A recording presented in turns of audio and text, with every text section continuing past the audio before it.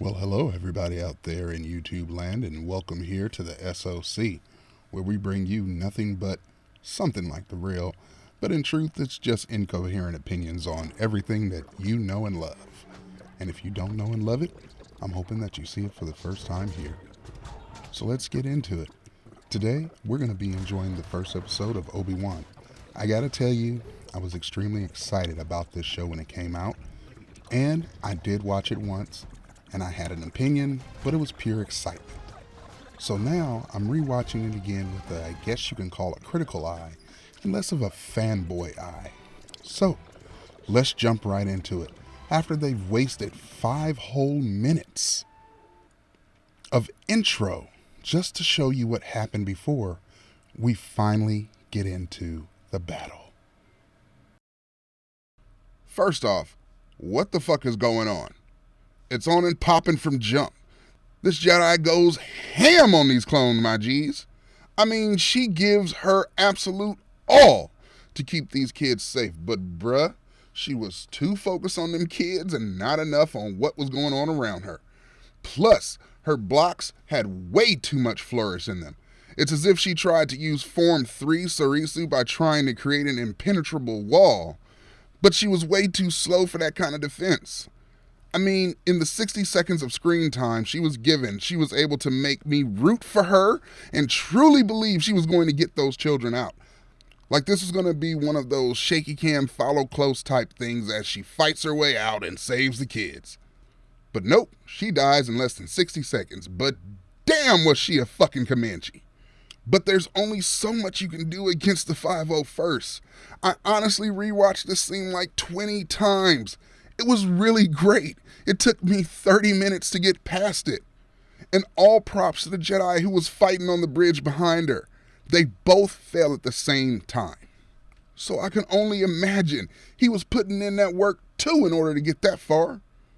And on that note, if you haven't by now, I definitely suggest playing the part where the kids run away on the bridge a few times and just appreciate the other Jedis putting in some major work on these clones in the background, but ultimately facing their doom at the sheer number of unending clone troopers. It's really well done with some intricate moves by the dying Jedi. So okay, honestly, after that opening, seeing the Inquisitors immediately after was honestly underwhelming. Third sister immediately came off as straight up an asshole. At first, when she threw the knife, I was like, oh, that's smart, she got him. But she cut off the Grand Inquisitor a second time in an attempt to kill this dude. And then talk smack to the big G. I wasn't impressed. Same with Obi-Wan first appearance. Not impressed, but also not unexpected, since this is how he's supposed to be living. When he meets the runaway Jedi, I honestly appreciate his response here. Tells him to bury that shit in the middle of the desert, and that's the best advice next to fuck right off. Leia's first on-screen appearance was cute and expected, I guess.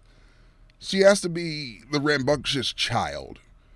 Owen pops up telling Obi-Wan, you know you killed his father, mate, and to fuck right off and take his shitty toy plane with him. Third sister Reva pops up again, being a right nut, and cuts off a woman's hand before picking Owen out of the crowd for some reason, and decided, go ahead and throw the left nut in there too so it could be the whole sack, putting her lightsaber to his throat. Fifth brother steps in to calm things down, and Reva tells Owen next time, like they've had some lifelong rivalry or some shit. The fuck is next time?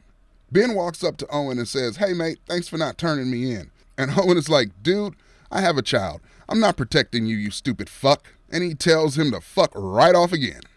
Senator Organa is on screen and his guest tells him to fuck right off. I only want to eat food. Leia pops up again to tell her cousin to fuck right off because he told her she's adopted. Organa and Leia have a scene together where her father tells her to stop fucking about, kid, and politician up and don't blow up the planet. It's like, I really hope her cousin was on planet while she was smuggling the Death Star plans. Leia gets kidnapped as if we didn't see that shite coming. Ben gets a call from the Organas asking for him to go find their little princess. Ben is like, nah, I ain't got it like I used to no more, Jack.